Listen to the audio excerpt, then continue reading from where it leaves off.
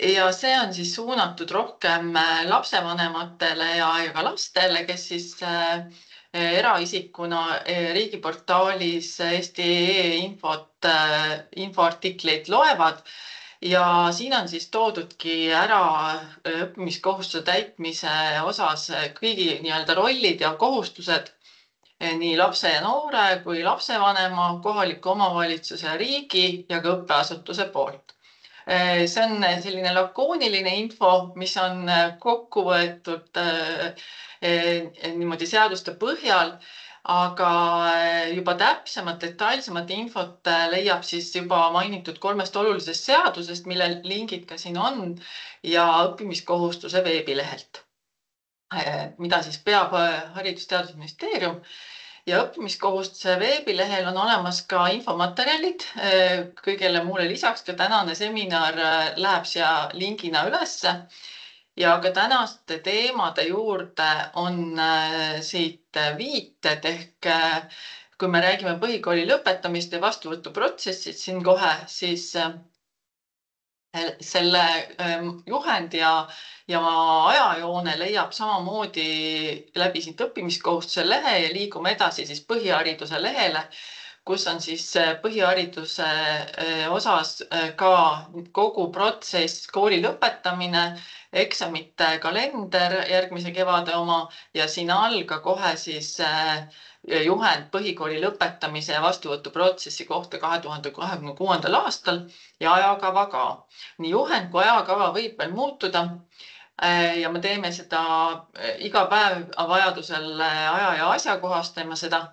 Nii et ka see juhend, mida ma hetkel näitan, on kindlasti veel muutumises, aga see on just selleks, et teil nii koolidel kui kohalikul omavalitsustel oleks siis lihtsam toimetada. Aga siinkohal lõpetangi selle ülevaate ja annan siis sõna edasi Tiinale, kes siis räägib rohkem meile kogu vastuvõtuprotsessist siis sisseastumise infosüsteemist SAIS. Palun, Tiina. Tänan. Ma proovin ekraani jagada.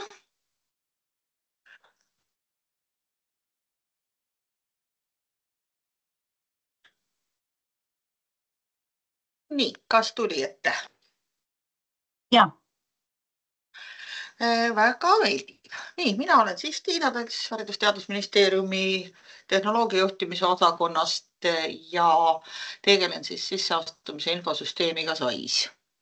Püüan teha täna väikse ülevaate sellest, mismoodi SAIS on seotud siis õppimiskohustuse rakendamisega ja mis asi see SAIS üldse on.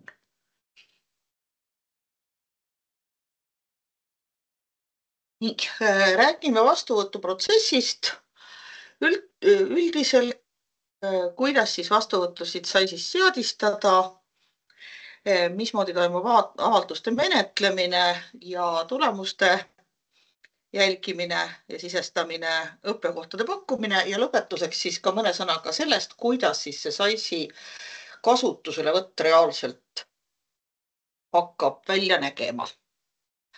Tegin kokkuvõtte nendest olulistest kuupäevadest, perioodidest, mis siis puudutavad vastuvõtuprotsessi SAIS-is. Nii nagu Külli ütles, need kuupäevad võivad veel muutuda, aga orienteeruvalt on nad enam-vähem ikkagi paigas, et on teada, kuidas see vastuvõtutsükkel siis hakkab olema.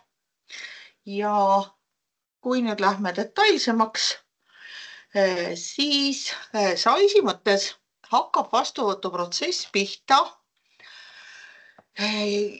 varakevadel või ühesõnaga talvel, jaanuar-veebruar, kui me avame siis uue süsteemi SAIS 3 kõikidele kasutajatele ehk siis koolide kasutajatele ligipääsuks, kus saab hakata oma konkursse seadistama.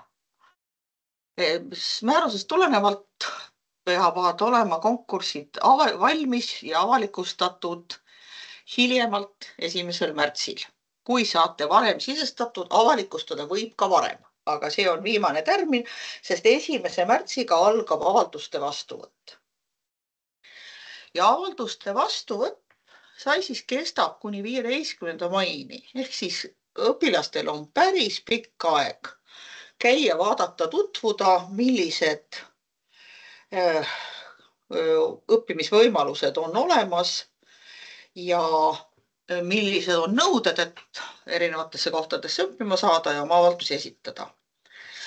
Kogu selle perioodi jooksul saab kandidaat ehk siis tulevane õppur ka ümber mõelda, oma avalduse tagasi võtta, seal peal muudatusi teha.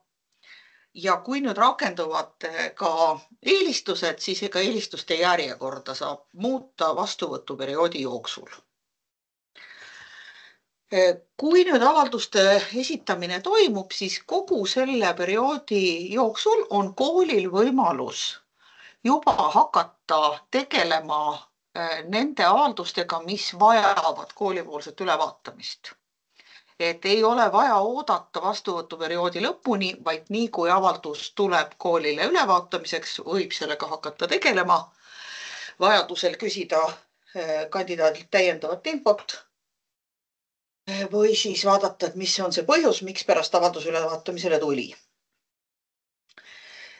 Kui jõuab kätte 15. mai, siis lähevad kõik põhikooli lõpetajatele mõeldud konkursid lukku ja avaldusi nad rohkem esitada ei saa, ehk siis 15. mai südaöösest. Ja 16. mai hommikuks on automaatselt siis tõmmatud SAIS-i üle põhikooli lõpueksamite tulemused. Nendel koolidel, kellel on kasutusel põhikooli lõpueksamid pingerea moodustamiseks, moodustuvad siis ka automaatselt kohe esialgsed pingeread. Ehk siis kui need tulemused tulevad, need kohe arvutatakse välja vastavalt konkursiseadistusele ja tekivad ka pingeread, nii et kool juba ilusasti näeb, missugused õpilased, kui tublid õpilased tal avaldusi on esitanud. Ja ühtlasi ka sel samal 16. mail algab siis vastuvõtutegevuste läbiviimine koolides, ehk on siis lubatud kutsuda õpilasi vestlustele, läbi viia teste või siis koha peal ka praktiliste oskuste testimise katseid või grupivestlusi või nii, nagu kool on seda soovinud. Et enne 16. maid ühtegi testimistega vestlust läbi viia ei tohi. Et need kaks asja on omavahel seotud, avalduste vastuvõtt lõpeb ära ja siis algavad vastuvõtutegevused. Kui nüüd jõuab kätte 2. juuni, ehk siis ööl vastu 2. juunit lähevad EHIS-es lukku põhikooli lõpuhinded, mis peavad selleks ajaks olemas olema, ja siis liiguvad need sealt ka automaatselt SAIS-i. Nii et 2. juuni hommikuks peavad olema 9. klasside lõputunnistuste hinded SAIS-is kättesaadaval. Seega koolid, kes on arvestanud lõputunnistuse hindeid pingeridade moodustamisel, saavad need tulemused kätte sel hetkel. Ja samamoodi, et pingeread moodustuvad või muutuvad kohe, kui andmed tulevad. Järgmine oluline kuupäev on praeguse info kohaselt 9. juuni. See on siis see, millal võib hakata tegema vastuvõtuotsuseid. Et kui see õigusakt ära kinnitatakse, siis see saab olema kindel, ehk siis erinevate kanalite kaudu anname teada. Aga mis on praeguseks juba kindel, on see, et igale õpilasele antakse sellisel juhul aega otsuse tegemiseks 3 tööpäeva. Esimesel päeval pakkumise saanud õpilased saavad mõelda 3 päeva. Selle 3 päeva jooksul peavad nad valima neile pakutud kohtadest ühe välja ja kõik ülejäänud kohad antakse vabaks ja saab pakkuda järgmisele. Nii kui õpilane on otsuse teinud, koha vabaks andnud, saab seda siis süsteemis automaatselt kohe pakkuda järgmisele. Siin ei pea ootama, millal algab järgmine pakkumise voor, vaid see on momentaalselt saab välja pakkuda. Nii, järgmine oluline tärmin on siis see, et kõik õppekohtade pakkumised ja õpilase poolt õppekoha kinnitamised peavad olema sooritatud 30. juuniks. Sellega siis lõpeb esimene põhivastuvõtuvoor. Tõmmatakse joon alla ja vaadatakse, kes kuhu sisse sai ja millistesse koolidesse jäi vabu õppekohti. Vabadele õppekohtadele tuleb välja kuulutada täiendavad vastuvõtud ja täiendavate vastuvõttudega võib alustada juba 1. juulist, aga vastuvõtud peavad olema avatud hiljemalt 15. juuliks. See on see hetk, tähendab 15. juuli on siis kõige tagumine kuupäev, millal kandidaat, kes esimeses voorus välja jäi, saab siis näha, millised on tema võimalused lisavastuvõttudes osaleda ja avaldusi esitada. See ei tähenda, et 15. peab hakkama kool kohe nende kandidaatidega tegelema. Vabalt võib kogu ülejäänud vastuvõtuprotsessi jätta ka augusti teise poolde peale puhkusi, kui te soovite korraldada vestlusi või teste. Aga avalduste vastuvõtt peab olema avatud hiljemalt 15. juuni. Ülejäänud osas on koolid oma ajakavas vabad ja täiendavad vastuvõtud peavad olema siis saanud ka ilusasti joone alla 31. augustiks. Ehk siis selleks hetkeks peavad olema kõik õppekoha pakkumised tehtud ja kinnitatud. Nii, see oli siis vastuvõtuprotsessi üldine ülevaade 26. aasta kohta, kuidas see siis toimib. Et enne, kui me läheme nüüd vastuvõtu seadistamise juurde SAIS-is, lihtsalt juhin tähelepanu sellele, et mis on need olulised asjad, mille peale vastuvõtutingimuste koostamisel tuleb mõelda. Nagu ikka, kõige tähtsam küsimus on see, et kuidas moodustub pingerida. Ja mis on nüüd siis SAIS-i eripära on see, et kui koolil on suunapõhine vastuvõtt, ehk siis kui on mitu klassi, erinevad klassid ja iga klassi kohta moodustub eraldi pingerida. Ütleme, et reaalklassi võetakse vastu näiteks 30 õpilast, humanitaarklassi 30 õpilast ja loodusklassi ka 30 õpilast. Seega kokku võetakse 90, aga mitte 90 parimat, vaid 30 iga konkursi kohta. Et sellisel juhul tuleks siis teha 3 erinevat konkurssi.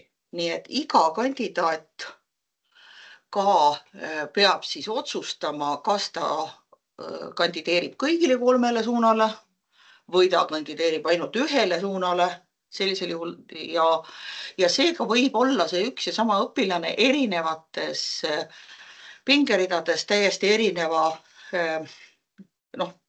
erinevate punktidega erineva punkti skaalal. Et seda eriti siis, kui suunapõhistel klassidesse vastuvõttudel on ka erinevad vastuvõtutingimused. Ka seda saab sellisel juhul SAIS-is seadistada ja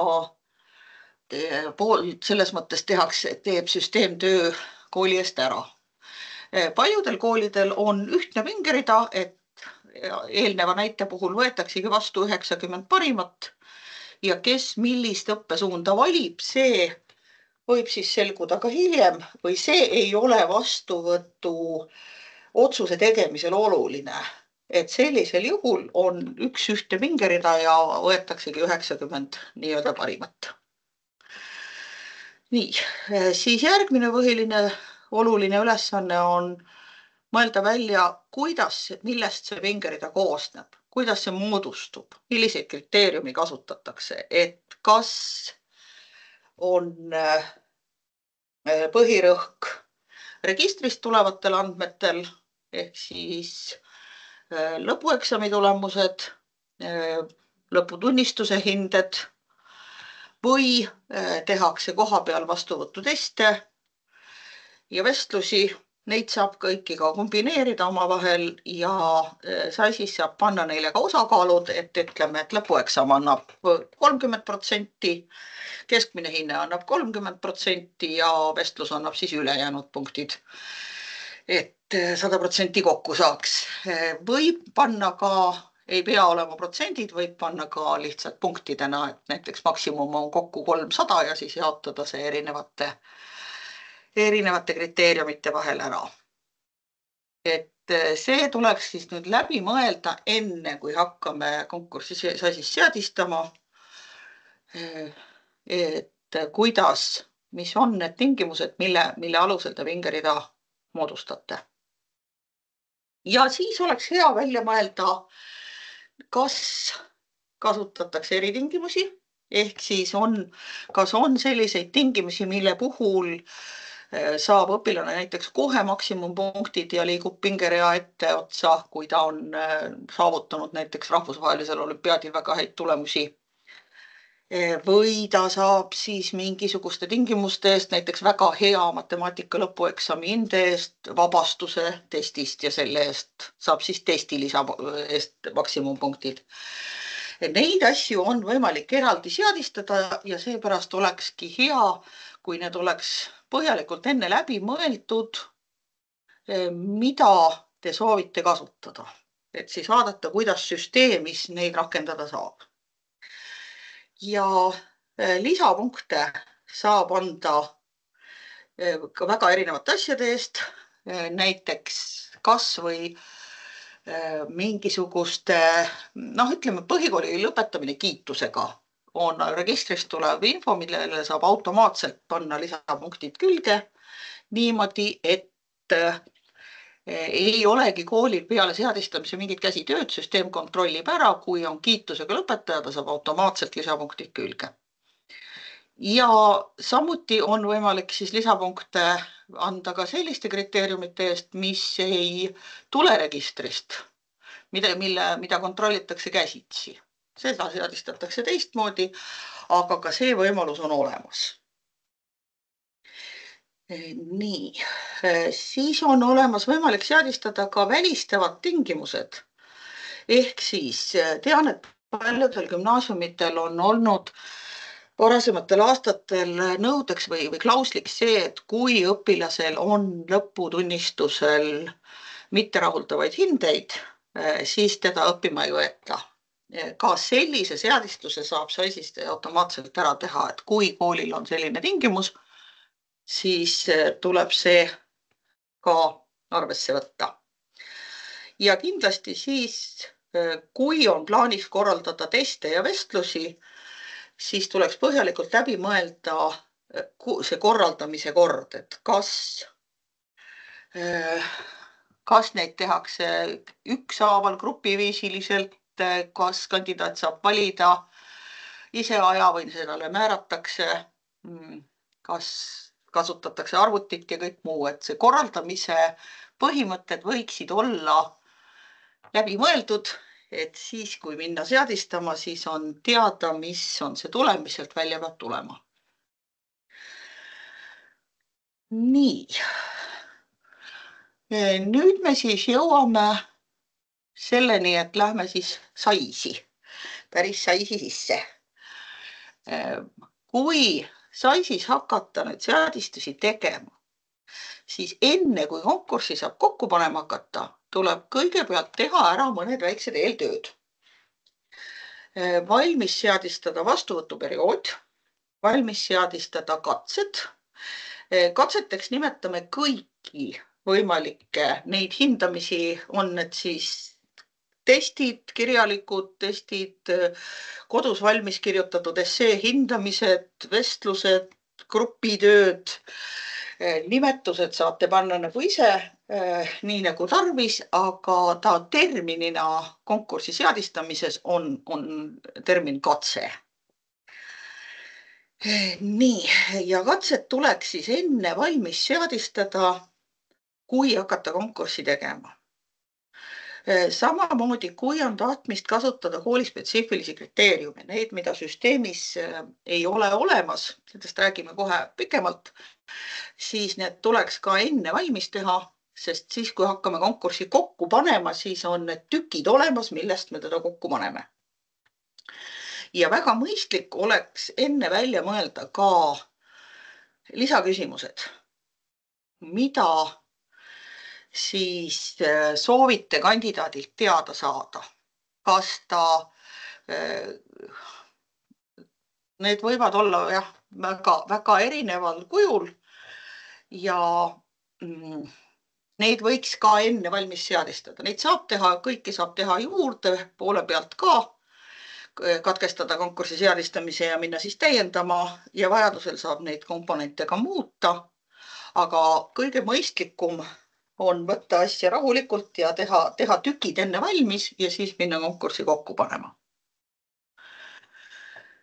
Kui nüüd vastuvõtuperiood on esimene asi, mida me seadistama hakkame, siis vastuvõtuperioodis on olulised kuupäevad, mis siis määravad selle ära, et mis ajast mis ajani vastuvõtt käib, millal on kinnitamine ja millal siis lõpptunnistatakse see konkurss lõppenuks ja läheb ära arhiivi. Mis nüüd puudutab meil seda ühtset põhivastuvõttu, siis selle jaoks me plaanime teha ühtse vastuvõtuperioodi, sest kuna tingimused on kõikidele koolidele samad põhikooli järgses vastuvõtus, need kuupäevad on kõigil samad, seega, et selleks, et ei tekiks nii palju eksimisvõimalust, plaanime teha ühtse põhivastuvõtuperioodi valmis, mida siis koolid saavad oma põhikonkursi juures kasutada, aga lisavastuvõttude seaded jäävad ikkagi igal koolil enda teha. Seal on vabadus kuupäevadega mängida oluliselt suurem. Nii, tegin näiteks ka ühe siukse väikese kaadri SAIS-ist, SAIS-i sisevaate, et kuidas ta meil siis välja näeb. Et niisugune on siis vastuvõtuperioodi seadistamise vaade, kus see siis on erinevad kuupäevad, mis tuleb paika panna selleks, et see toimiks kõik nii, nagu peab. Nii, edasi läheme katsete juurde.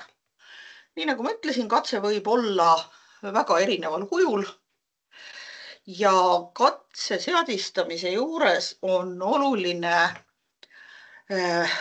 määrata ära see, mismoodi see katse siis üles ehitub.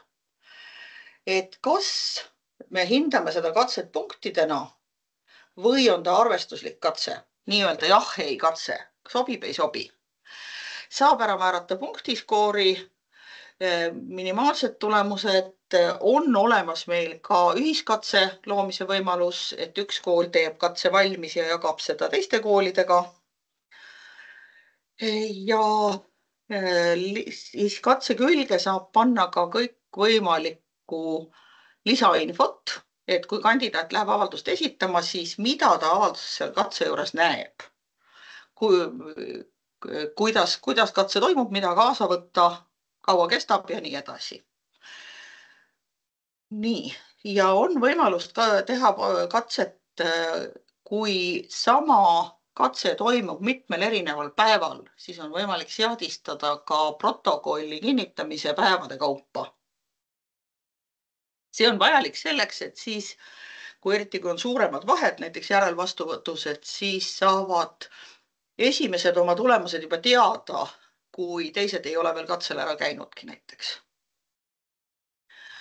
Nii, mis siis veel oluline on? Katse seadistamise juures on oluline see, et kuidas see katse toimub? Kas see toimub kõigil ühisel ajal või on igaühel oma aeg või on grupiviisiliselt, et siis mitmekesi kohale tullakse ja mitmesse kohta. Samuti saab panna külge registreerimise tähtaja, kui see peaks olema vajalik, et te soovite näiteks mingil kindlal põhjusel saada vahekokkuvõtet, et kes on selleks kuupäevaks registreerinud, nemad saavad teatud kuupäeval katsele tulla ja siis sealt edasi järgmistele antakse järgmised ajad. Põhiline oluline on muidugi see, et kas kandidaat saab ise määrata või tähendab ise valida, kas ta tuleb kohale, vabandust, et kas kool lubab kandidaadil valida katseaega või siis määratakse see aeg süsteemi poolt. Ja kui see aeg määratakse süsteemi poolt, siis on võimalus panna külge ka see tingimus, et kandidaat saab ise, kes toimub vastuvõtuperioodi jooksul, eks ole, muuta seda aega, kui see aega talle ei sobi. Ja on veel katsete juures seadistamisel on selline punkt, kus on võimalik panna, et kandidaat saab öelda, et ta taotleb vabastust katsest. Et see ongi sellisel juhul, kui on tegemist eritingimustel vastuvõtuga, et näiteks testile ei pea tulema kõik need, kelle keskmine hinne on üle 4,8. Ja kui kandidaat vaatab, et tema keskmine hinne on üle 4,8, siis ta paneb sinna katse juurde selle märke, et mina taotlen vabastust katsest, et ma ei pea tulema koha peale testi tegema, sest mul on nii hea keskmine hinne. Seda võimalust saab kasutada, ei pea kasutama. Nii, tegin ühe kaadri selleks, et näeks, kuidas siis näeb välja katseseadistamise pilt. Miks ta nii tume on, sest siin külje peal on see lisamodaal, mis on siis aegade genereerimise haken. Ehk siis, kui on olemas selline aegade jaotamine, et te soovite ühele kuupäevale panna järjest mingi kindla ajavahemiku tagant. Minul on siin näites pandud 60 minutit. Hommiku kella 8-st õhtu kella 5-ni 60 minutit. Kui ma nüüd siit vajutan genereeri, siis mulle luuakse tunniajaste tsüklitega täpselt nii, et esimene algab kell 8 ja viimane lõpeb siis kell 17.00. Genereeritakse need ajad valmis vastavalt kogu selle sisuinfoga, mis ma siia olen märkinud, määranud ära kohtade arvu, et igale ajale 5 inimest, aadressi ja nii edasi. Et see kergendab seadistamist juhul, kui on vaja teha palju aegu. Nii, kui nüüd katsed valmis, siis järgmine seadistamise oluline punktike on siis kriteeriumid. Need on siis nüüd see osa, millest siis meie vastuvõtt koosneb, ehk kuidas meie pingerida siis moodustub. Ja kriteeriumid on laias laastus 3 tüüpi. Esimene panin siis on vastuvõtutingimused. Need ongi need, millest siis moodustub pingerida. Et mille eest arvutatakse punkte ja punktidest moodustub pingerida. Ja siia konkurentsi saab külge panna miinimumnõude, et näiteks kõik, kellel on, paneme siis, ütleme, matemaatika lõpueksami miinimumnõudeks 51 punkti. Ja kui lõpueksamite tulemused süsteemist tulevad, siis süsteem vaatab üle, et kõik, kellel on vähem kui 51 punkti, või liigutatakse automaatselt konkurentsist välja, sest nad ei vasta nõudele ja ei pääse edasi kandideerima. Sama loogika on siis eeltingimustel. Eeltingimuste puhul eeltingimuseks saab määrata selliseid asju, mille eest punkte ei arvutata, mille puhul kontrollitakse nõude täitmist. Et kui nõue on täidetud, siis saab edasi kandideerima. Ma gümnaasiumite kontekstis ei oska tuua näidet, küll aga ütleme, kutsekoolide puhul on näide see, et on teatud erialad, kus on kehalise vastupidavuse või kehalise võimekuse nõue. Kus on teada, et selle eriala õppimiseks on vaja teatud füüsilisi omadusi ja siis tehakse üks pisike füüsiline katse, kus siis kandidaadid tulevad kohale ja tõestavad, et nad on võimelised, ma ei tea, näiteks labidat üles tõstma ja siis tema saabki linnukese kirja, et jah, sind lubatakse kandideerima. Ja kolmandat tüüpi kriteeriumid on siis lisapunktide kriteeriumid, mille saab seadistada süsteemis ära. Nii et kõik kandidaadid näevad, mille eest on võimalik saada lisapunkte ja need ka arvutatakse automaatselt siis pingerita juurde, kui see lisapunktide saamise nõue on täidetud. Nii, kui hakkame kriteeriumi seadistama, siis esimene asi, meil on olemas üldised kriteeriumid, mis on siis süsteemis eelseadistatud, mille kasutusele võtmiseks ei pea selles mõttes kool midagi tegema. Need on juba olemas. Juba olemas on kõik põhikooli ja gümnaasiumi lõpueksamid, kõik lõputunnistuse hinded, mida saab siis võtta ükshaaval ainete kaupa. On võimalik küsida süsteemil keskmist hinnet üle kõikide tunnistusel olevate ainete.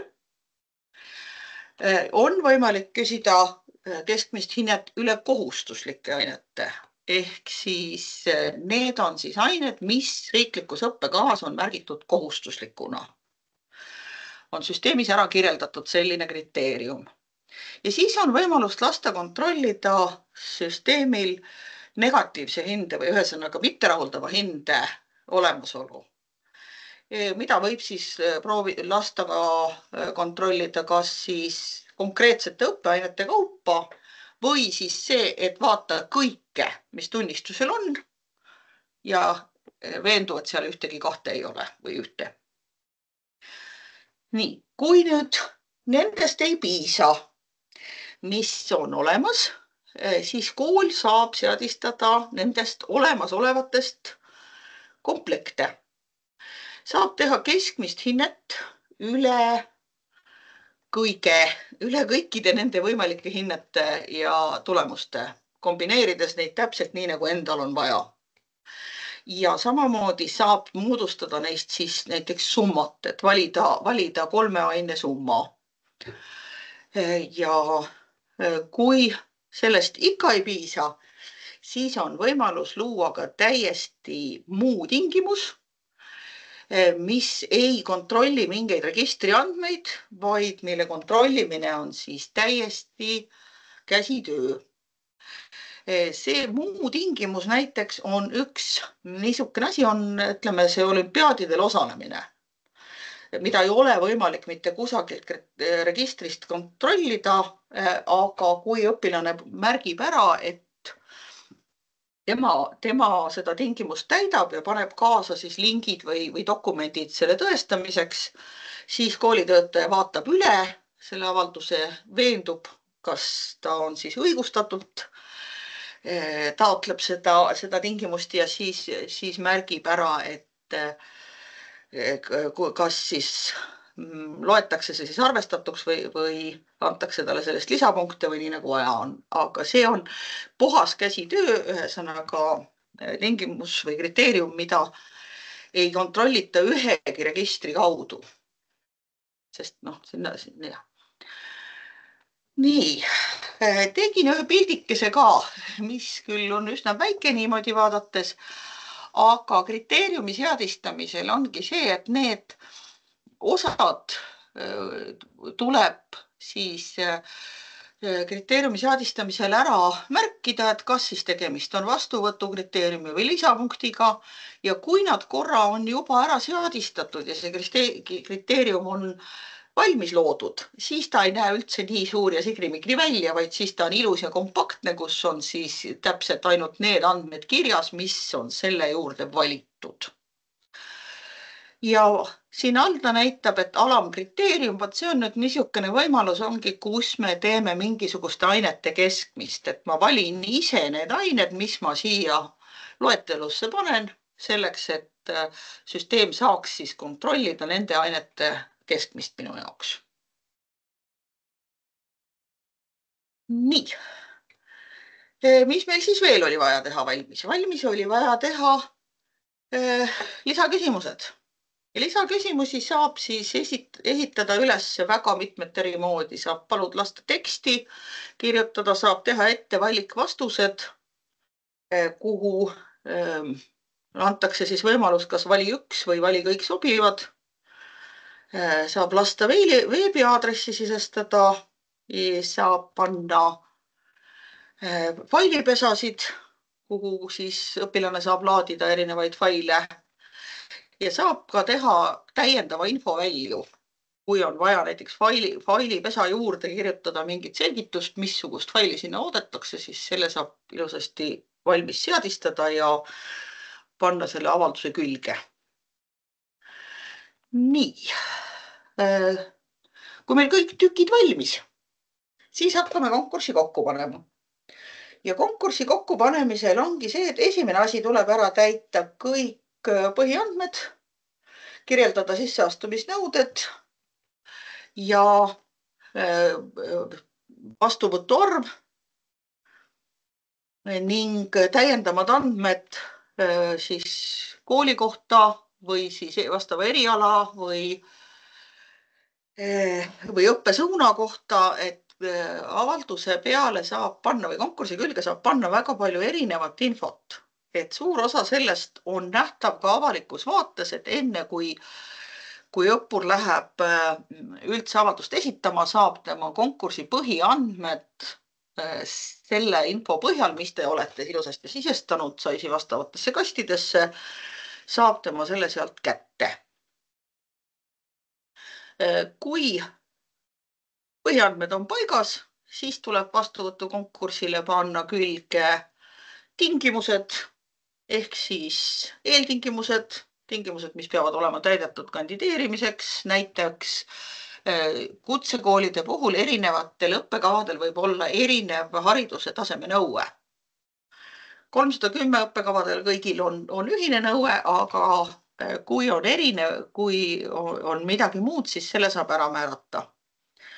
Vastuvõtutingimustest rääkisime, et need on kõik need katsed ja kriteeriumid, millest moodustub siis pingerida ja eritingimused on need, mil siis või võimaldavad teatud tingimustel erikohtlemist. Kui see teie vastuvõtukord nii ette näeb, siis ta saab selle süsteemis ära seadistada juba kõigile või ütleme ka kandidaadile arusaadavalt, et ta teab täpselt, mida ta peab tegema selleks, et seda erikohtlemist saada. Nii, siin ma kirjutasin natukene põhjalikumalt lahti selle sama, mis asjad on eeltingimused ja mis on eritingimused ja eritingimuste ja lisapunktide puhul on jah 2 põhikriteeriumit, et kui see tingimus on täidetud, et kas siis antakse kandidaadile kohe maksimumpunktid, et ta liiguks pingereas kõige ette või siis antakse talle mingisugune konkreetne punktisumma, näiteks +20 punkti 100-pallilise konkursi puhul. Nii. Kui nüüd vastuvõtutingimused hakkame neid kokku panema, siis kokku me saame nad panna täpselt sellest, mis meil varasemalt olemas on. Kas siis on olemas üldised ehk siis süsteemselt ette seadistatud tingimused või siis need, millest oli enne juttu, et katsed ja omad need keskmised või muud kriteeriumid, mis me ise enne seadistasime, need siis paneme konkursile külge ja igale sellisele kriteeriumile tuleb siis määrata osakaal. Kui seda tahetakse teha 100% skaalal või siis maksimaalsed kohapunktid, sellisel juhul ei ole oluline, palju see kokku tuleb, et see on kooli enda otsustada, missugusel skaalal tema oma konkurssi hindab. Et see ei pea olema 100 skaala. Ja vajadusel saab siis igale kriteeriumile, mida te seadistate, panna ka asendusi. Katsusin teha sellest ka pildi, mis näitab, et näiteks minul on siin pandud kriteeriumiks eesti keele lõputunnistuse hinne, mida siis asendab eesti keel teise keelena lõputunnistuse hinne. Ja neid asendusi võib vajadusel olla ka mitu ühel kriteeriumil. Ja nagu näha on siis iga kriteeriumi küljes on osakaal ja hoolimata sellest, et kriteeriumid on erinevatel skaaladel, ehk siis hinne on 5 punkti skaalal ja lõputunnistus on lõpueksam on 100 punkti skaalal, siis osakaaludega arvutatakse nad pärast automaatselt ümber, kui need tulemused laekuvad. Nii, ja lõpuks siis veel viimane osa seadistamisest on see täpselt, et millest oli ka enne juttu, et saate panna külge need erinevad lisaküsimused ja on veel üks täiendav infokast, kuhu saab siis kandidaadi jaoks panna avaldusele teksti, mida kandidaat näeb alles siis, kui ta avaldust esitab. Et suurem osa konkurssi, millest enne oli juttu siin konkursi külge pandavatest tutvustavatest andmetest on näha ka avalikus vaates, siis on olemas ka see lisainfo avaldusele kast, kuhu lisatav tekst on näha ainult sellisel juhul, kui ta on juba avalduse peal ja avaldust juba esitab. Et tasub selle peale mõelda, kas sinna on vaja mingit teistsugust teavet kui avalikku vaatesse. Nii, nüüd me oleme siis oma konkursi põhimõtteliselt kokku saanud. Peamine on see, et kui konkurss on valmis, tuleb see ära kinnitada ja kinnitamine toimub järelkontrolli vaates. Kui konkurss ei ole kinnitatud, siis teda maailma jaoks olemas ei ole.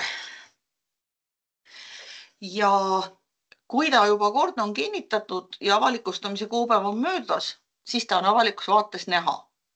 Ja kui te võtate ta seejärel muutmisele, ka siis ta on avalikus vaates näha.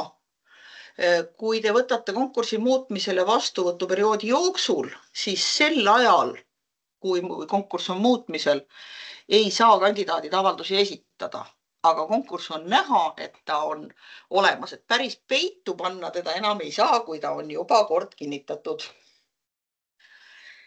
Nii, ja kindlasti, kui on vajadus võtta konkurss muutmisele, siis ei tohi unustada ta uuesti kinnitada. Nii, nüüd on meil konkurss püsti, vastuvõtt käib, avaldused laekuvad. Niisugune näeb siis välja, ütleme, selle koolitöötaja töölaud keset vastuvõttu. Esmane vaade, vaikimisi vaade annab kohe ülevaate sellest, kui palju meil on laekunud avaldusi ja kui palju nendest on selliseid, millega mina vastuvõtutöötajana pean tegelema. Need, mis on mul teisel pool kastis, nende avaldustega on hetkel kõik korras, nendega ei pea mitte midagi tegema. Aga mis tulevad ülevaatamisele, nendega oleks siis mõistlik tegeleda jooksvalt kohe. Et juba kui esimesed avaldused tulevad ja mõni neist läheb ülevaatamisele, siis tasuks kohe minna vaadata, miks see avaldus ülevaatamisele tuli ja sellega tegeleda. Ehk siis avalduste menetlemine. Miks tulevad avaldused ülevaatamisele? Avaldused tulevad ülevaatamisele sellepärast, et neil on midagi viga ja see viga võib olla nii heas kui halvas mõttes. Enamus avaldusi ülevaatamisel ei tule, aga kui nüüd kandidaat taotleb eritingimustel vastuvõttu, siis see tuleb, sest koolitöötaja peab vaatama ja veenduma, kas tal on õigus selle eritingimusel kandideerida, kas ta tõestab oma õigust ja kui see nii on, siis ta kinnitab selle avalduse ära ja lubabki kandidaadi eritingimustel kandideerima vastavalt nii, nagu koolikord siis ette näeb. Kas ta siis vabastatakse kohe kõikidest edastistest tegevustest ja lubatakse pingerea etteotsa või ta vabastatakse mõnest osast, ütleme seal ühest konkreetsest testist näiteks, see siis sõltub juba sellest. Ja samamoodi, kui kandidaat on märkinud, et ta taotleb mitteosalemist katsel, siis see tuleb ka kindlasti ülevaatamisele, sest mis põhjusel ta peab tõestama seda, et tal on õigus mitte tulla sinna katsele. Näiteks ka sellisel juhul, kui see on lubatud väga hea hindega, ütleme keskmise hindega, et siis praegu süsteem automaatselt seda katsel mitte osalemist ei kinnita keskmise hinde järgi, et see vajab ikkagi koolipoolset ülevaatamist. Nii, ja siis teine võimalus, miks siis avaldused ülevaatamisele tulevad, on see, et avaldusel on tõesti midagi viga. Näiteks on tegemist inimesega, kes ei ole haridust omandanud Eestis ja seega tal puuduvad registrist tulevad hariduse andmed. sellisel juhul peab siis õpilane tooma või saatma oma haridust tõendavad dokumendid koolile otse ja koolitöötaja saab need siis saisi sisestada. Ja mis puudutab kutsekoole, siis on ülevaatamisele tulevad ka need, kellel ei ole õigust tasuta õppimisele. Kui tegemist on tasuta kursiga, siis need täiskasvanud, kes on juba oma tasuta õppimise õiguse ära kasutanud ja kandideerivad uuesti, siis need tulevad ka ülevaatamisele. Nii. Kui ülevaatamisele tulnud avalduse võtate lahti, siis põhjus, miks ta ülevaatamisele tuli, on seal peal punase kolmnurgaga märgitud ja tekst on ka juures, mis selgitab, mis selle avaldusel viga on. Menetlemise käigus siis lisab vastuvõtutöötaja kas siis otsuse, nii nagu see oli, et jah, lubatud eritingimustel kandideerima või siis sisestab need puuduolevad andmed, kinnitab avalduse ja sellega läheb siis, või teine võimalus on ka vastuvõtutöötaja võib avaldusega tagasi lükata juhul, kui tõepoolest ei sobi see õpilane mingil põhjusel neile kandideerima. Ja on olemas ka see võimalus, et vastuvõtutöötaja saab SAIS-is esitada avalduse kandidaadi eest. Et see on nüüd selleks, et see juriidiliselt korrektne on, peaks olema siis ikkagi kirjalik paber seal juures, mis siis annab vastuvõtutöötajale, et kandidaat annab oma õiguse vastuvõtutöötajale tema eest SAIS-is tegutseda, aga tehniliselt see võimalus on. Just nende jaoks, kes mingil põhjusel ei saa sisse logida või ei saa ise SAIS-is toimetamisega hakkama. Nii. Kui avaldused on esitatud, vastuvõtt on läbi, kõik avaldused on menetletud, siis hakkab pihta siis meil pingeridade moodustamine.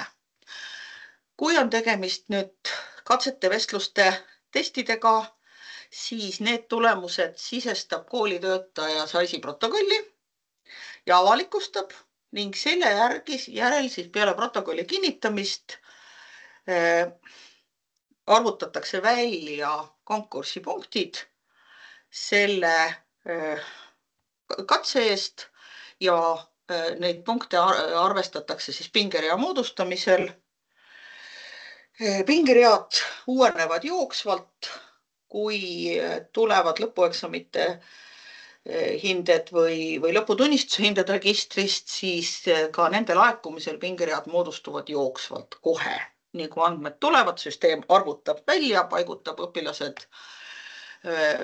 pingeridadesse.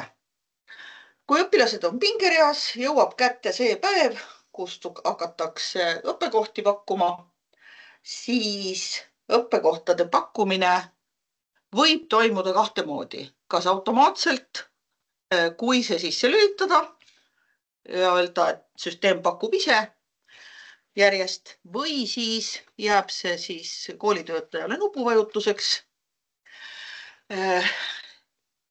Selles mõttes suurt vahet ei ole, sest kuna õppekohtade pakkumine peab toimuma ikkagi pingerea alusel, siis võib seda lasta ka teha automaatikal.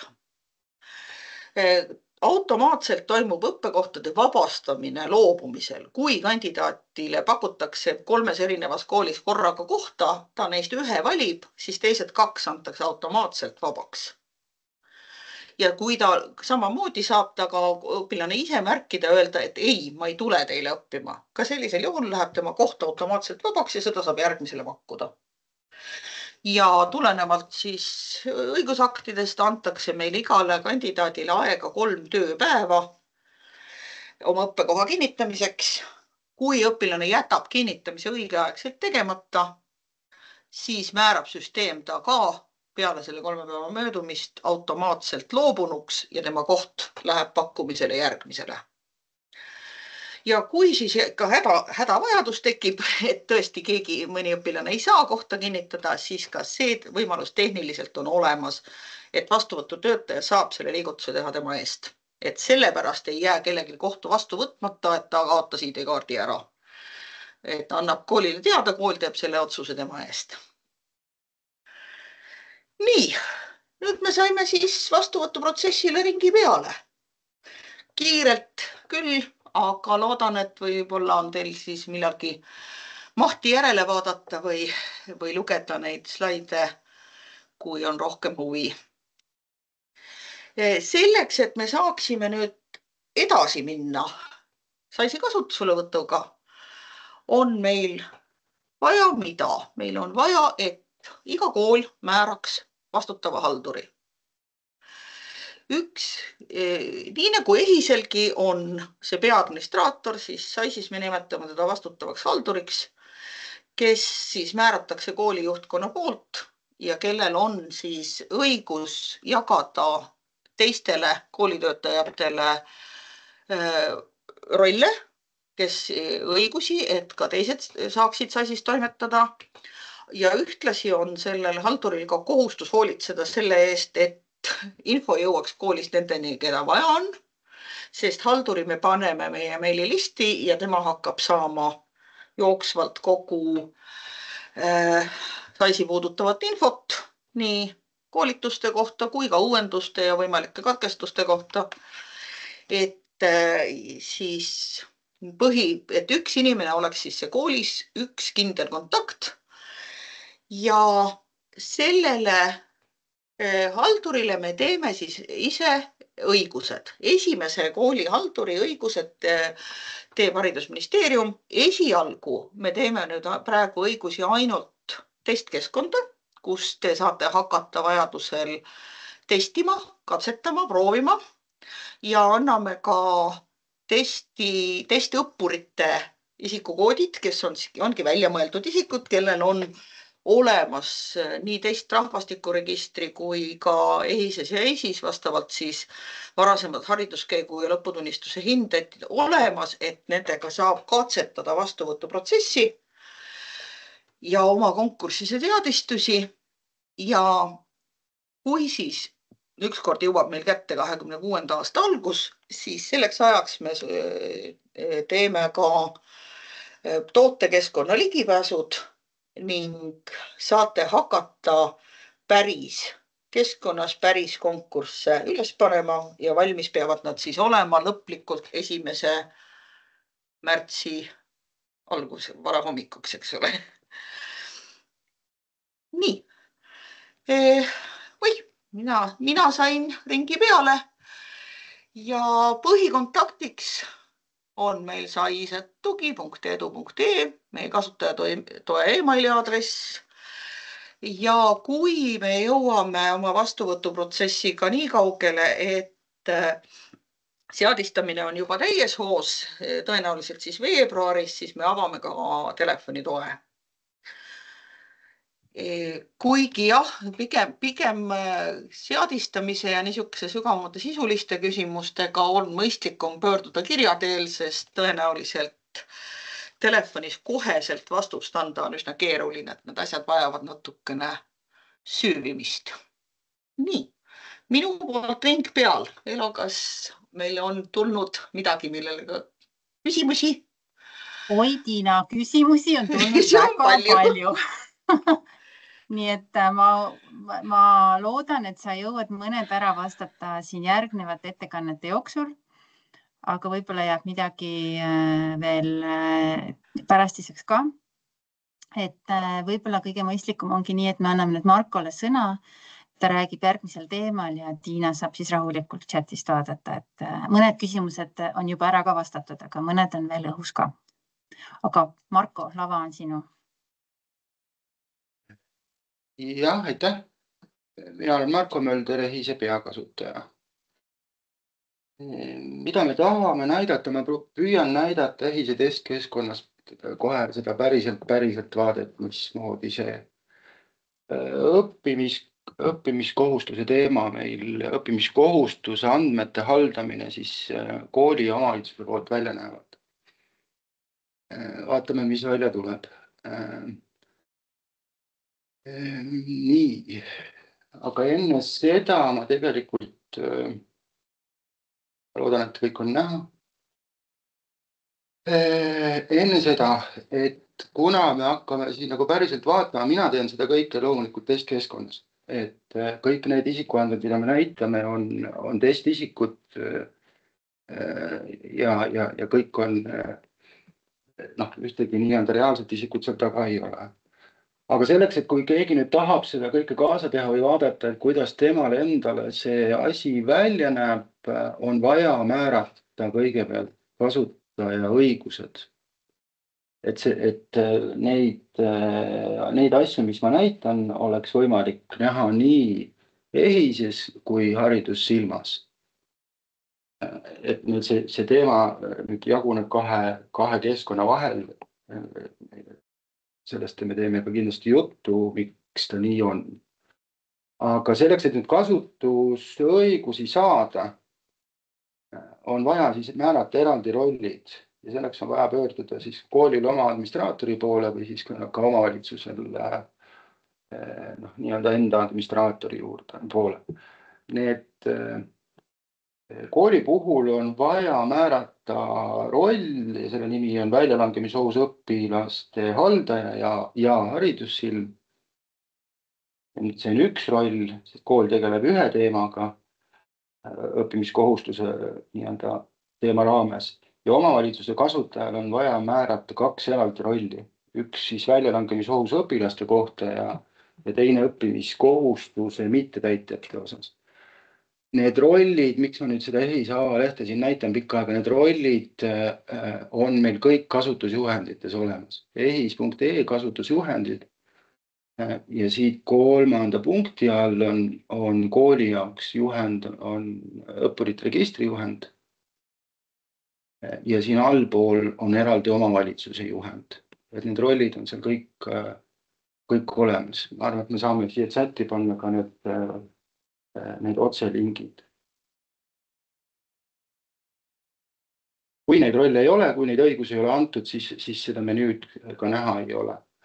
Nüüd edasi, ma rääkisin sellest, et see õppimiskohustuse teema jaguneb meil 2. Ühed on siis need, kes on väljalangemisohus, nad käivad koolis, aga nad on väljalangemisohus.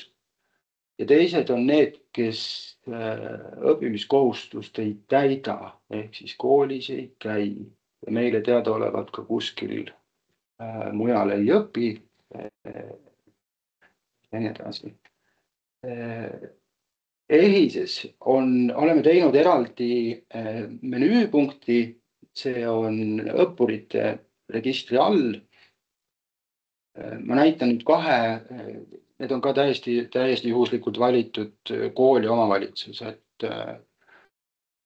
nii-öelda kooli vaadet ja siis omavalitsuse vaadet, et meil on Viljandi gümnaasium võetud siin keskkonnas nii-öelda selleks kooliks, kelle alt me neid asju näitame.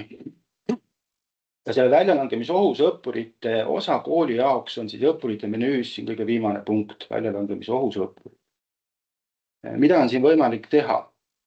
See funktsionaalsus üleüldiselt ei ole väga suur, aga on mõned asjad, mida võib-olla peaks rõhutama.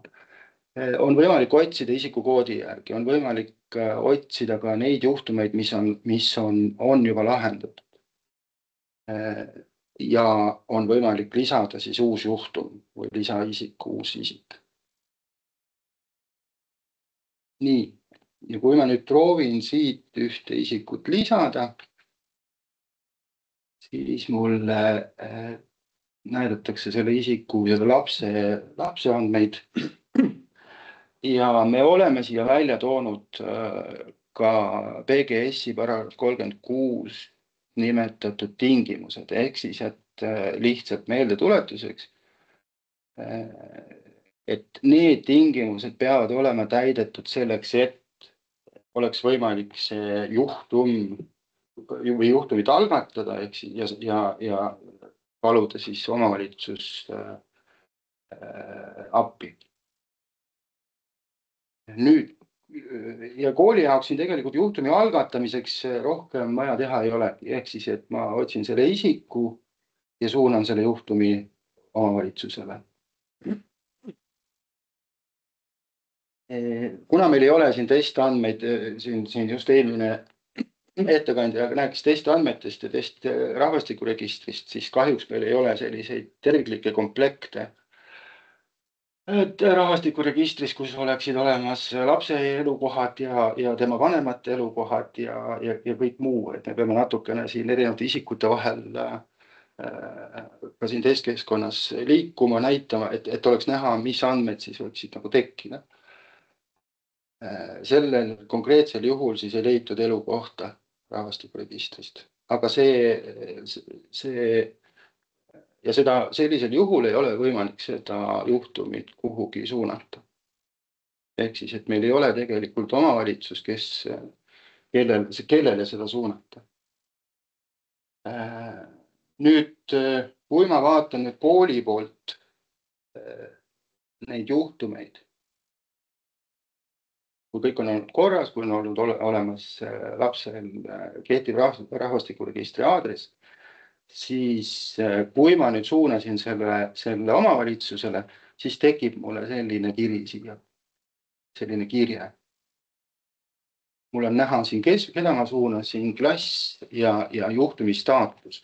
Nüüd mul jäi see alguses tegelikult ütlemata, et me oleme lahendanud selle nii väljalangemisohus kui õppimiskohustuse puhul juhtumipõhiselt, ehk siis, et väljalangemise puhul, kui kool nüüd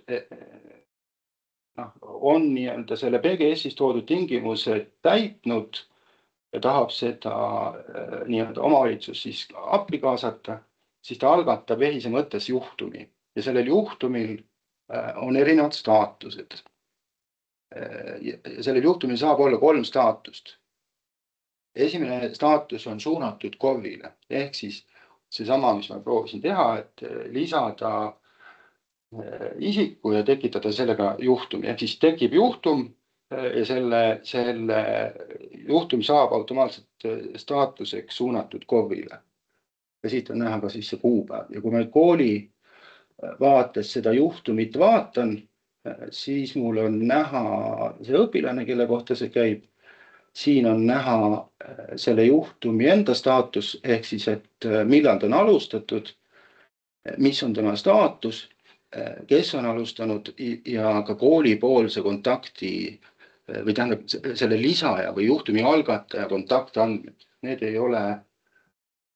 ei ole kooli töötaja isiklikud RR-andmed, vaid need on ikkagi kooli EHIS-e kasutaja e-post ja telefon, ehk siis ikkagi ametikohaga seotud andmed. Mida me veel näitame? Näitame vanemate kontakte ja aadresse, elukohti. Me kontrollime taustal seda, kas vanemal on olemas täielik hooldusõigus. Kui see hooldusõigus on piiratud, siis neid vanemaid siin ei näita. Ja selle juhtumi juures on alati selle isikuga siis seotud, kui tal on olnud varasemaid juhtumeid. Siis täpselt samamoodi on näha, et millal see menetlus on lõpetatud, kes selle on teinud omavalitsusena ja ka tema kontaktandmed. Ehk siis, et kui et alati on võimalik, just nimelt me jagame neid kontaktandmeid nii kooli kui omavalitsuse poolt selleks, et oleks võimalik siis otseühendust võtta. Küsida kas varasemate juhtumite asjaolude kohta või nii-öelda ühesõnaga võtta ühendust selle inimesel, kes selle juhtumi konkreetselt on algatanud. Et ei peaks neid kuskilt üldkontaktide kaudu otsima. Nüüd, kui me läheme edasi, vaatame, et see tegelikult ongi enam-vähem kooli vaade, et kool algatab selle, ta suunab selle omavalitsusele ja selle juhtumi kohta tekivad sellised andmed. Kui ma nüüd vaatan seda sama omavalitsuse vaatest, siis ta tegelikult on täpselt samamoodi, see menüüpunkt on vasakul, õppurite menüü all. õppimiskohustuse jälgimine. Ja nüüd omavalitsuse puhul on siin nüüd 2 erinevat teemat. Üks on siis väljalangemisoht ja teine on õppimiskohustus. Õppimiskohustuse mittetäitjad. Seda me nüüd kooli vaates ei ole. Koolil on ainult see väljalangemisoht. Ja kui ma nüüd vaatan siit seda sama juhtumit, see Nukknurme, siis on näha, et tegelikult need samad andmed, mida on näha omavalitsusele, samad andmed, mis olid ka näha koolile selle juhtumi osas. Siin on juhtumi algatamise kuupäev, kes on seda teinud koolist, kooli kontaktisik, tema staatus alati esialgu on suunatud KOV-ile. Vanemad ja on eelnevad juhtumid. Nüüd, mis on seaduse järgi omavalitsuse esimene ülesanne, kui ta sellise juhtumi, kui see juhtum on talle suunatud? Esimene ülesanne on see, et ta alustab menetlust. Siit alustad menetlust ja salvestab. Ja see tähendab seda, et siia juhtumi ajalukku tekib ka kohe see kirja juurde, et Harku vald, Marko Mölder selle töötajana on võtnud selle juhtumi menetlusse. Ja nüüd, kui ma sama asja lähen vaatama uuesti kooli juurde, näide oli Nukknurme, siis see staatuse muutus on näha ka kooli juures. Ehk siis, et see on üks juhtum, kool algatab ja omavalitsus siis lisab neid erinevaid staatuseid ja koolile on alati näha see, et mis staatuses see juhtum on, kes sellega on tegelenud ja mis see viimane seis on. See on nüüd see kirje, mis ma just tegin. Menetlus alustatud ja kui ma kooli vaates seda vaatan, siis on täpselt samamoodi näha need kontaktandmed, kes omavalitsuse poolt on nii-öelda võtnud siis selle juhtumi menetleda. Ja kolmas staatus, mida on sealt samast omavalitsuse vaatest, siis väljalangemisohus õpilaste juhtumite puhul saab määrata, on juhtumi lõpetamine. Mida siin ei ole omavalitsuse vaates, siin ei ole juhtumi võimalik ja me ei kogu juhtumi üksikasju. Ehk siis selle juhtumi menetluse käigus tekkinud infot me EHIS-esse ei kogu. See peab jääma nende kontaktisikute vaheliseks. Küll aga on omavalitsusel võimalik vaadata õppurite andmete juurest nii-öelda lisaks, kui tal see juhtum tekib, näiteks sellele õpilasele varem rakendatud tugiteenuste andmed. Et seda lisaandmete osa, seda on võimalik siis omavalitsusel õppuri andmetest vaadata juurde. Mis veel?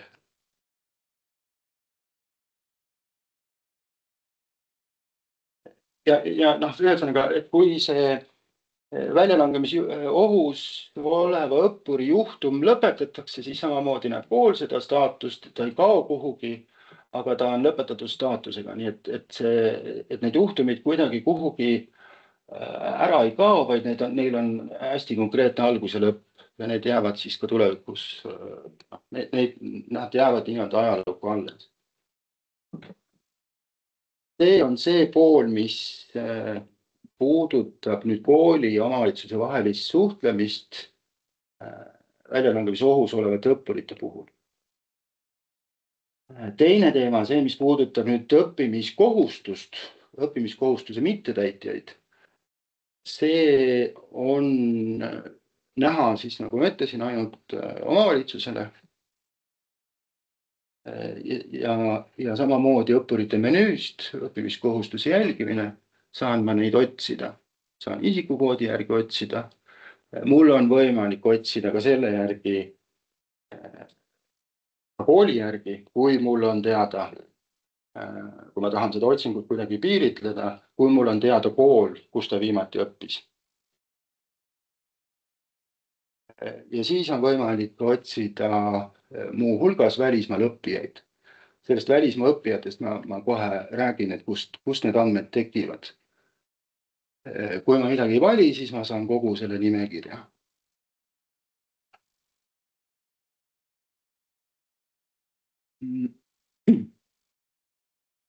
Saan kogu selle nimekirja, siin on 154 last, kes on siis, kelle just nimelt lapse aadress on omavalitsuse aadress ja kes ei ole mitte kunagi EHIS-eks, need, mis on siin tühjad, kellel ei ole mitte ühtegi õppimise kirjet EHIS-es, ehk siis, et nad küll ERR aadressi järgi elavad Eestis, aga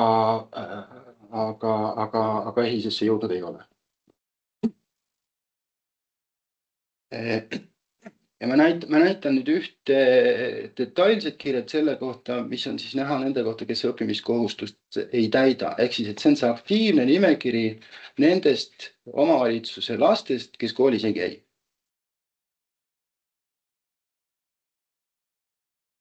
Kui ma võtan selle detailvaate lahti, siis ma näen selle õpilase juures tema viimase õppimise andmeid, seda kuupäeva, staatust õppimiskohustuse mittetäitmisel, tema vanemaid, vanemate kontakte, siin on puudu, eelmises näites olid nad olemas, ja eelnevad juhtumid. Nüüd, mida saab omavalitsus teha? Me oleme siia välja sõelunud selle aktiivse nimekirja lastest, kes õppimiskohustust ei täida. Nad ei ole ühegi kooliga seotud, aga neil on kehtiv ERR-aadress. Mida on võimalik omavalitsusel teha siia lisada? On võimalik muuta seda juhtumi staatust. Ehk siis ma võtsin selle juhtumi lahti, võtsin detailandmed ja ma saan siit määrata selle, et kui ma olen kindel ja see on tõendatud, et see laps tõepoolest õpib välismaal, siis on võimalik mul see siia ka lisada. Ja pärast otsingus, kas seda siis arvestada või mitte arvestada. Aga see info on võimalik salvestada, et ta õpib välismaal. Et kui ma võtan selle juhtumi detailandmed lahti, siis see ajalukku tekib see info kohe juurde. Ja kui mul nüüd selgub, et ta 2 aastat õppis, aga enam jälle ei õpi välismaal, siis on mul võimalik siia määrata jälle nii-öelda see staatus, et ta ei õpi.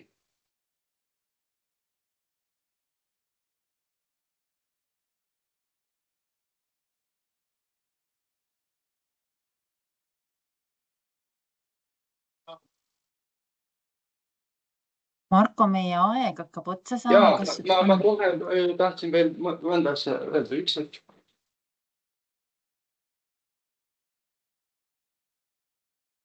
Ma lähen juba üle aja, vabandust. Ma tahtsin öelda seda, et ühesõnaga, kus ma jäin.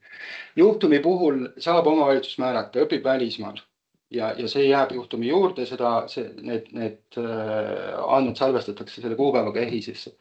Me lisame siia uue lisavaliku selle jaoks, kui on tõendatud, et ta on välismaal lõpetanud. Seda praegu siin ei ole.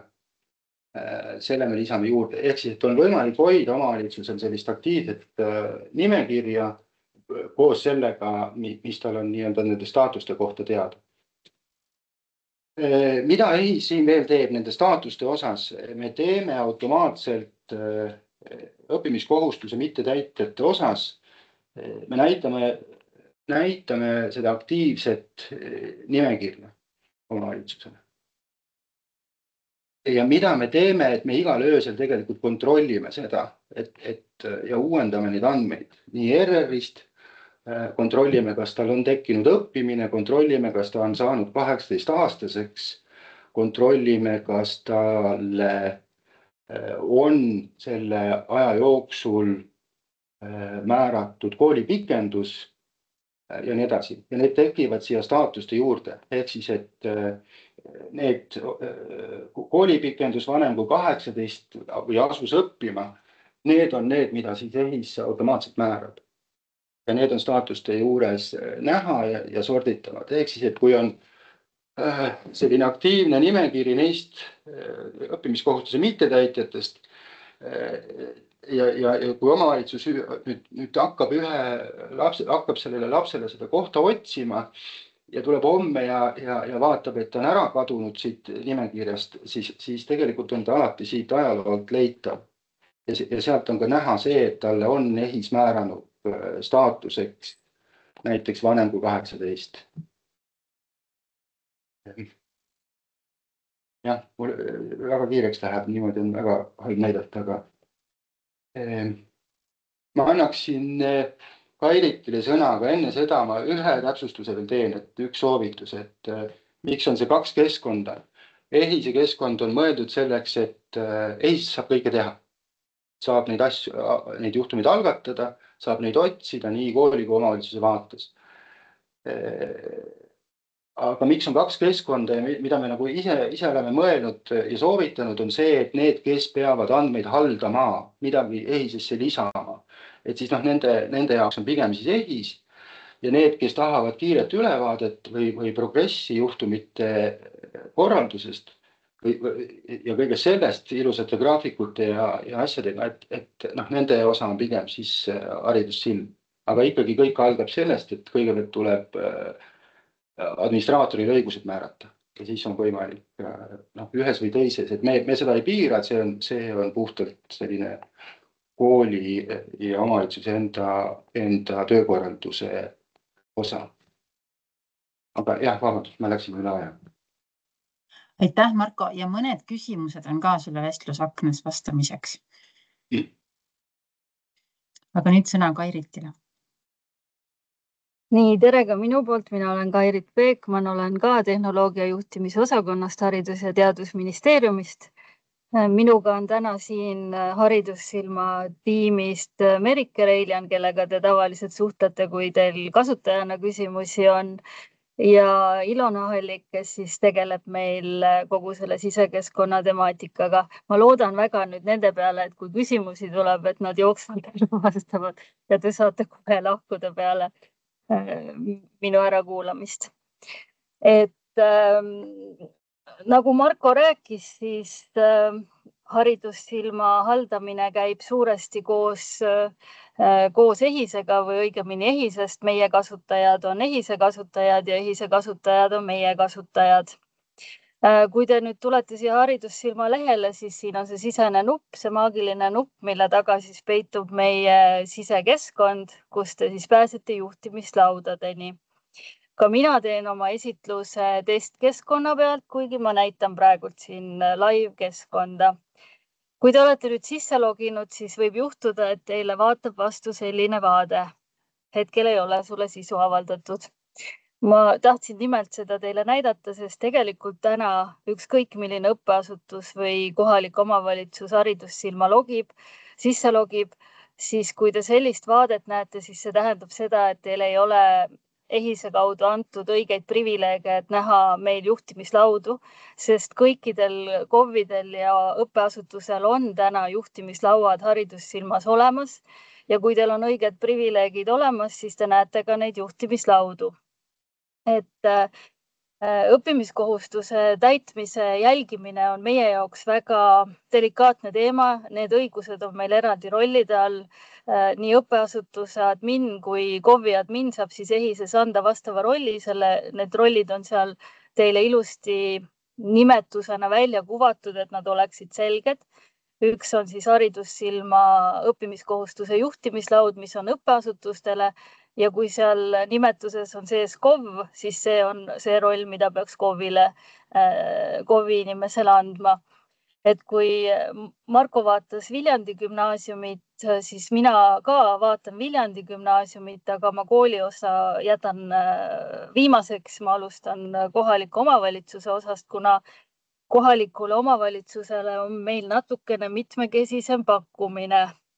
et valisin siin testimiseks Harku valla. Kui teil on nüüd õiged õigused olemas ja te olete oma asutuse esindaja EHIS-es kasutajana, siis teil peaks olema juhtimislaual õppimiskohustuse täitmise selline, kuidas ma ütlen siis, lingike. Siin juhtimislaual võib teil veel olla juhtimislaudu, näiteks meil on kohalikule omavalitsusele rahulolu küsitluste tagasiside siin ka, et kui teil on mõlemad õigused, siis te näete mõlemad. Harku valla esindajal Mari Maasikal, kes on meie teist kasutaja, täna mõlemaid õigusi ei ole, tal on ainult üks õigus. Et kohaliku omavalitsuse juhtimislaual on meil siis sarnaselt, nagu Marko juba rääkis, õppimiskohustuse mittetäitjate vaade, väljalangemisohus olevate õpilaste vaade ja siis tulevikus ka põhikooli järel edasiõppimise vaade. Kui Marko ütles, et see haridussilma kasutegur on siis võib-olla selles, et meil saab neid õigusi siis eraldi jagada, et sul ei pea EHIS-es otseselt ühtegi EHIS-e privileegi olema, et sa võidki anda ainult haridussilma õigused, et see on üks kasutegur, et jagada neid vaateid välja siis nagu asutuses laiemalt ka nendele inimestele, kes võiksid siis juhtumitega tegeleda, siis tegelikult mina arvan, et meil on veel lisaväärtusi, mida me selles loos või selles õppimiskohustuse täitmises teile anname, aga need tulevad paremini esile siis, kui me oleme ka oma viimase vahelehe ehk siis selle põhikooli järgse edasiõppimise valmis teinud. Siin juhtimislaua vahelehtedel võib-olla kõige olulisem osa või kõige olulisem graafik on siis see tabel. Tabelit on graafikuks raske nimetada, aga nii see on. Ja kui Marko näitas teile, et tal oli EHIS-es juhtumid, siis minul on siin haridussilmas juhtumid. Siin te saate staatuse järgi valida juhtumeid, välja filtreerida.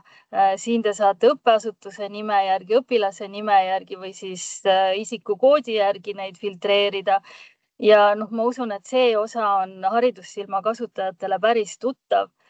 Mis võib-olla vähem tuttav haridussilma kasutajatele on selline uus lahendus, mis on meil siin nimetatud täiendavad detailid ja siit täiendavate detailide alt siis on võimalik lisada täiendavaid tunnuseid, mis teile siis aruande juures välja kuvatakse ja need kuvatakse siis siin iga juhtumi kohta siin väikse eraldi, kuidas ma ütlen siis pooliku reana selle juhtumi infona. Ja laias laastus ongi see kõik, sest selles mõttes, et me kuvame samu andmeid välja, mis teil EHIS-es on. Meie juures te otseselt mingit menetlust läbi viia ei saa. Siin te saate ülevaate, millised juhtumid on töös nii õppimiskohustuse mittetäitjate osas kui siis ka väljalangemisohus õpilaste puhul. Ja ega see väljalangemisohus õpilaste tabel ei ole ka oluliselt erinev sellest õppimiskohustuse mittetäitjast, et ka siin on needsamad filtrid ja täpselt sama võimalus siis lisada detailsemaid andmeid. Meil tegelikult oli teile ette valmistatud see, et Marko näitas teile Nurme nukku või Nurmet, ma mäletan, see nimi oli vist niipidi. Ja siis näete, ta oli Harku vallas elav ja Harku valla all on ta ka siit meie aruandest leitav, et andmed on meil ilusti sünkroonis. Ja korraks näitan ka siiski õppeasutuse vaadet, kuigi ma korraks võib-olla räägin, see tühi vaade on teil ka näha.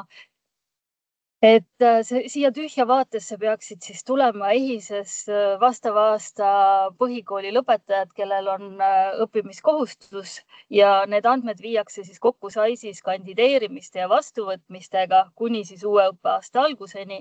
Siin te saate jooksvalt jälgida selles tabelis, kes on juba kandideerinud, kas ta kandideerimine on olnud edukas, kas ta on kuskile vastu võetud. Ja kui ta nüüd järgmiseks õppeaastaks kuhugile kooli nimekirja ametlikult ei jõua, siis ta jõuab teil siia õppimiskohustuste mittetäitjate alla juhtumina jällegi välja. Ja kui me nüüd vaatame, meil testkeskkonnas on testkasutajal väga palju asutusi. Testkasutajal Viljandi gümnaasiumi all on natukene parem lugu, temal on rohkem õigusi, tal on ka rahulolu küsitluse tulemused siin näha, aga meid huvitavad just need õppimiskohustuse täitmise aruanded. Et õppeasutuse juhtimislaual on meil nüüd aruandeid natuke vähem. Siin ongi ainult üks vaheleht ja see on nüüd väljalangemisohu kohta ja see siis piirdub siis selle kooli juhtumitega. Kui KOV-i juhtimislaual olid siis tema elukohas või tema haldusterritooriumil elavate õpilaste juhtumid, siis siin on kooli juhtumid ja õpilase elukoht ei ole määrav. Tabel iseenesest oma loogikalt on samasugune, filtrid on siin sarnased ja need täiendavad detailid, kus siis saab tunnuseid juurde lisada, on siin ka olemas. Ma olen tegelikult koostanud teile tänaseks ka slaidid, kus on pildid juures ja kõik need välja toodud, mida kuskilt valida saab, millised on staatuste valikud ja nii edasi. Elo saadab selle teile koos infokirjaga. Sealt te saate siis sõrmega jälge ajada, mida te kuskilt näha võiksite ja teha võiksite saada. Et laias laastus on see kõik, mida Haridussilm hetkel teile annab. Tänan. Et tegelikult ma tahtsin ka tänada kõiki, kes on aidanud meil neid juhtimislaudu ja aruandeid teha, sest meie arendaja on käinud osades KOV-ides ja õppeasutustes intervjuusid tegemas, et üritada kõige paremat tulemust saada, mis me hetkel ilma praktilise kogemuseta saada saime. Nii et aitäh teile. Aitäh Kairitile. Ma nüüd lõpetan salvestamise ära ja ütlen veel nii palju, et me saadame siis selle teile kõigile meilile, nendele kooli